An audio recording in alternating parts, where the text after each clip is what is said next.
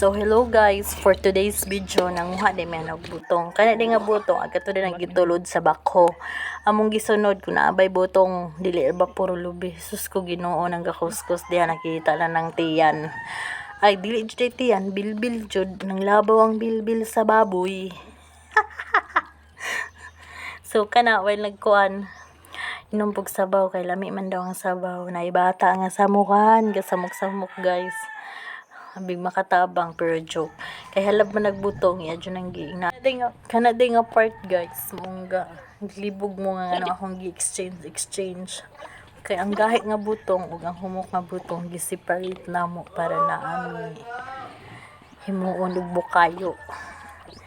Try na po tag experiment kung unsa na po taste sa bukayo no, mag-try na po tag homemade nga bukayo. So kada guys, while ga kuskus tabi-tabi pa ginagmay. So pag manana na aming saging nga nilumagi, fast forward na lang nato guys kay dako nang po kayo og kanang video.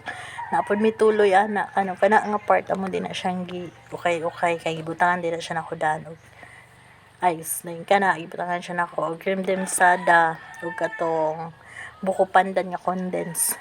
Kana jud akong favorite nga ikuan sa butong kay lami siya. So pag manana ato na siyang ilamog, i-mix para ready to eat na dayon. Sorry kay sa tingo guys kung usahay pagaw, usahay pud tarong nagiubo man gud ko eh.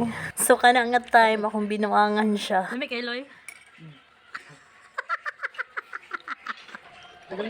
Wala pa. Wala pa kasi ako nagdraw. Paano